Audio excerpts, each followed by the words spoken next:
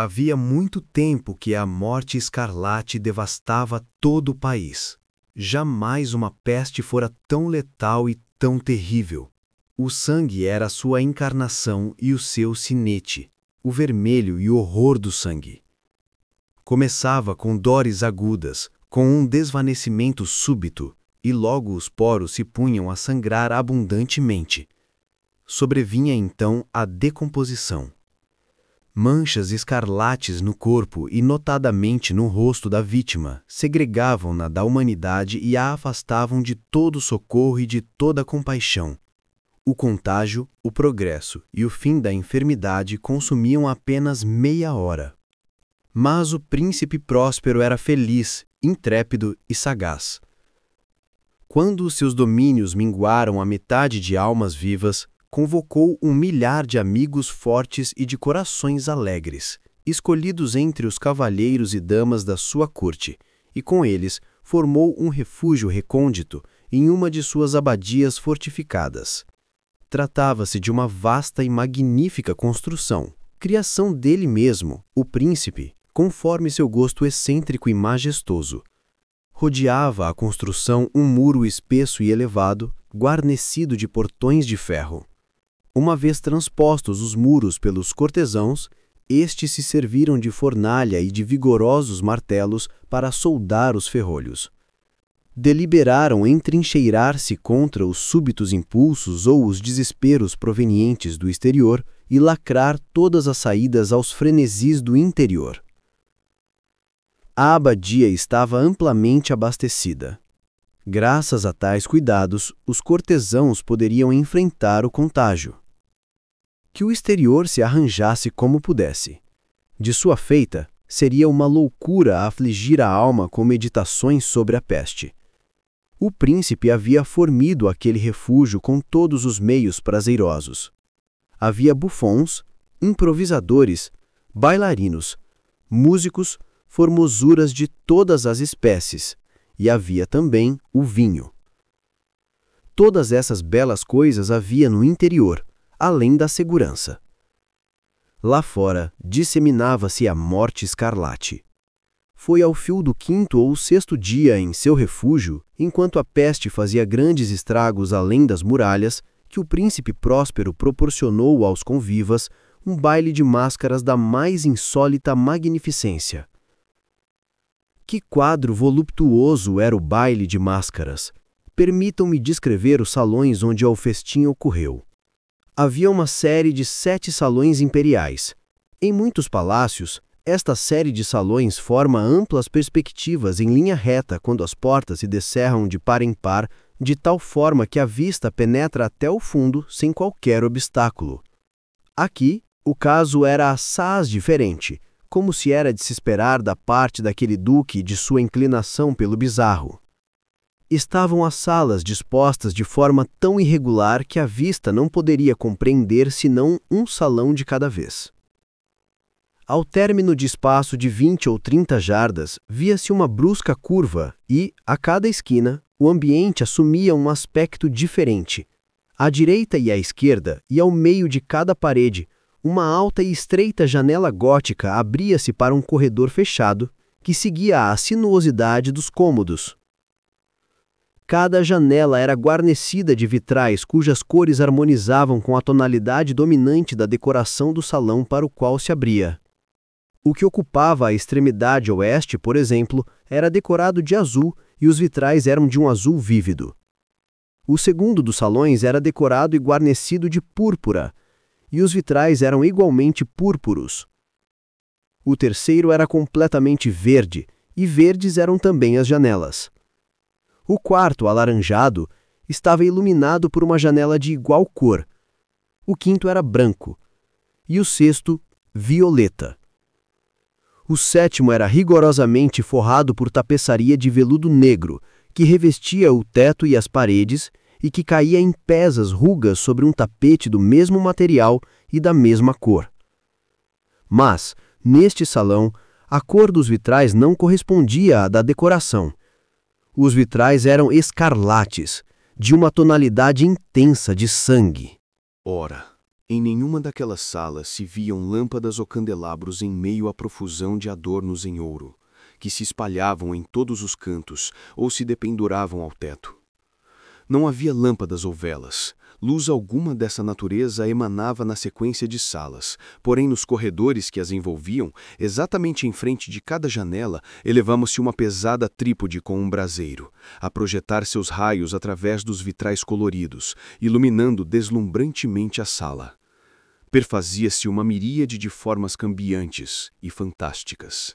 Mas, na sala voltada ao poente, na câmara negra, a claridade do braseiro, que se refletia sobre as negras tapeçarias, através dos vitrais sangrentos, era sobremodo sinistra e incidia sobre as faces dos imprudentes que ali entravam, conferindo-lhes um aspecto de tal forma estranho que muitos poucos dançarinos se sentiam com suficiente coragem para penetrar no recinto.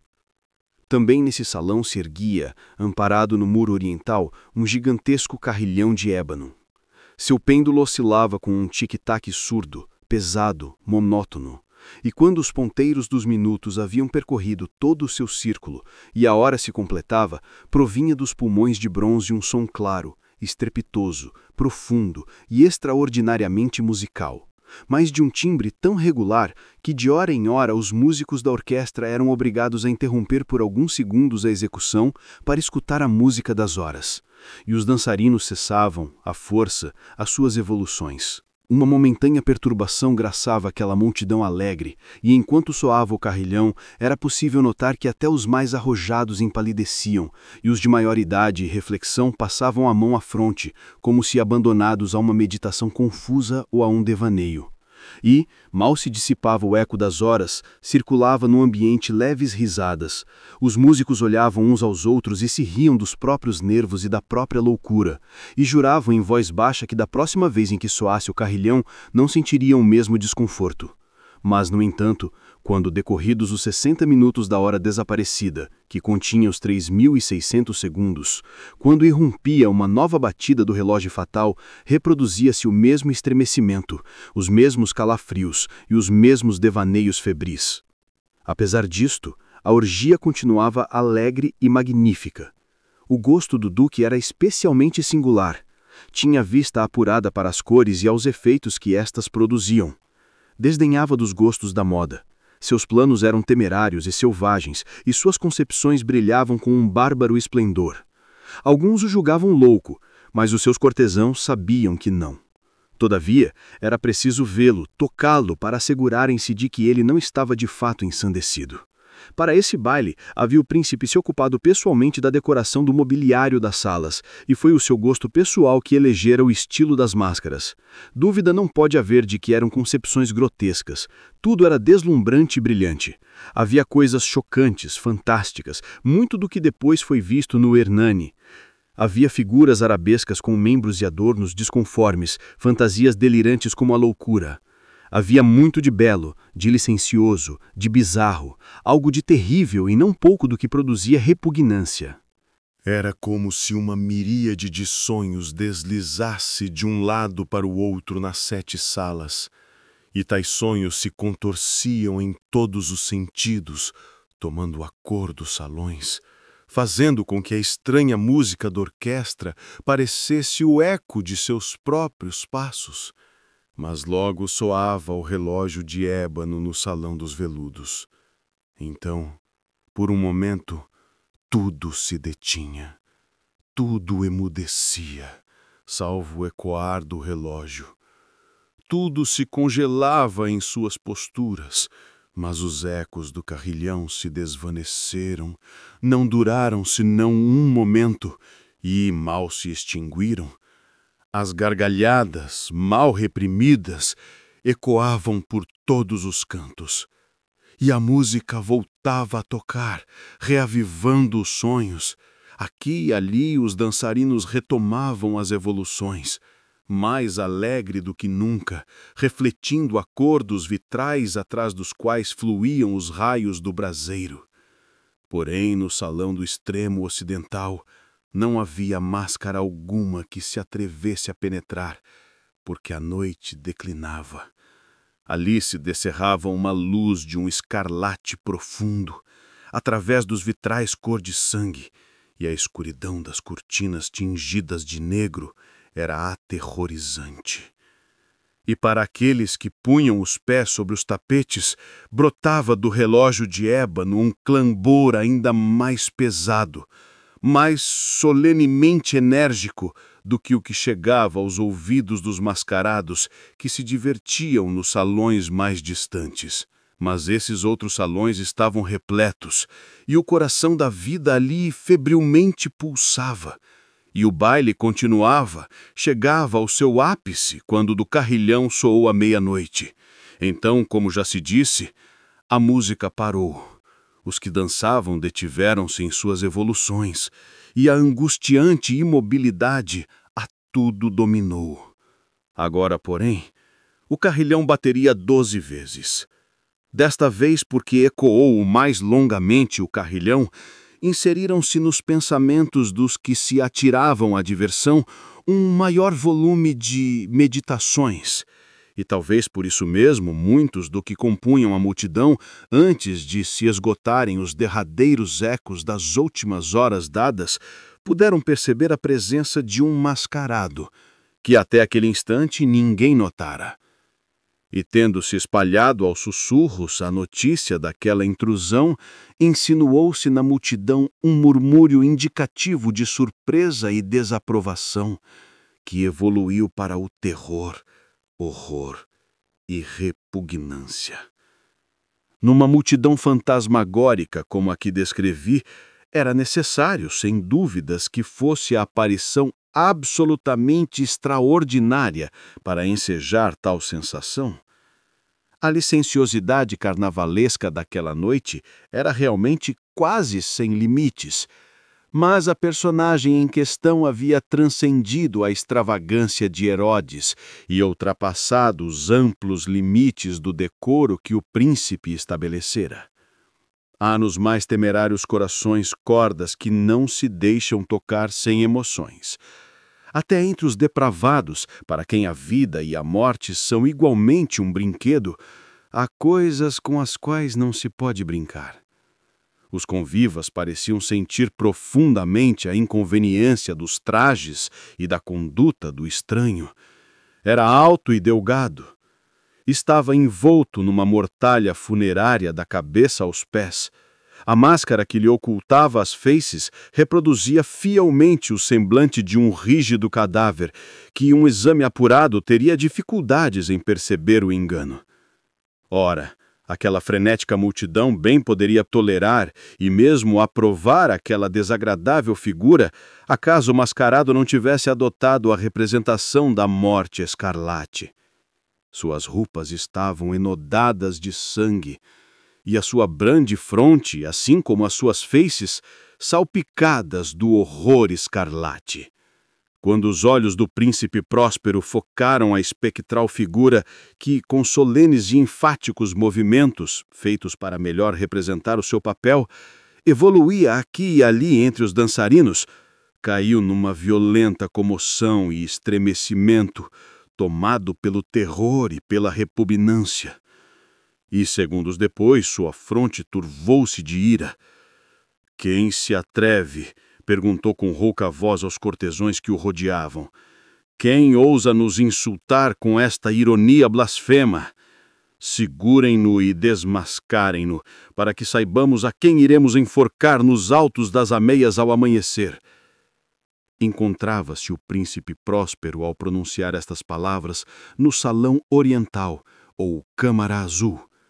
E a voz do príncipe Próspero ressonou potente e clara pelos 7 salões, porque o príncipe era um homem impetuoso e forte, e a música cessara a um gesto de sua mão.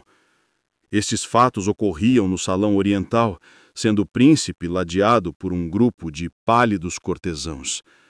No início, enquanto falava o príncipe, o grupo se movimentou levemente na direção do intrusivo, que esteve por um momento quase ao alcance de suas mãos, mas que agora, com passos firmes e majestosos, se acercava cada vez mais do príncipe. Mas em razão do indefinível terror que a audacidade do mascarado havia inspirado em todos aqueles que ali se reuniram, ninguém estendeu a mão para agarrá-lo, mesmo quando, sem qualquer obstáculo, passou a 2 passos da pessoa do príncipe. E tanto que a mesma Assembleia, como que obediente a um só movimento, recuou do centro do salão às paredes. O mascarado seguiu, sem interrupção, com os mesmos passos solenes e bem medidos, com os quais desde o início se distinguira, passando da sala azul à púrpura, da verde à laranja, e desta à branca, e da branca à violeta, sem que houvesse quem o detivesse. Então o príncipe Próspero, tomado de ira e de vergonha pela covardia momentânea, precipitou-se através das 6 salas sem que ninguém o seguisse, porque um temor mortal se apoderara de todos os convivas. Brandiu um punhal e se aproximou a uma distância de 3 ou 4 passos do fantasma que se retirava, quando este último, ao aproximar-se da sala de veludo, voltou-se bruscamente, afrontando aquele que o perseguia. Ecoou um grito agudo e o punhal caiu, como um relâmpago, sobre o tapete fúnebre, onde o príncipe Próspero tombou morto instantaneamente. Então, invocando a frenética coragem do desespero, a multidão de mascarados precipitou-se à sala negra e, agarrando-se ao desconhecido, que se mantinha imóvel e ereto como uma grande estátua à sombra do carrilhão, viu-se presa de um terror inominável. Ao perceber que não havia forma tangível alguma sob a mortalha e sob a máscara cadavérica, todos reconheceram então que ali estava presente a Morte Escarlate. Ela se insinuara como um ladrão noturno. E todos os convivas tombaram, um a um, nos salões das orgias, manchados de sangue, morrendo na mesma postura desesperada em que desabaram. E a vida do relógio de ébano se extinguiu com a do último daqueles seres licenciosos, e murcharam as chamas dos braseiros, e as trevas, e a ruína, e a morte escarlate, deitaram sobre tudo o seu ilimitado domínio.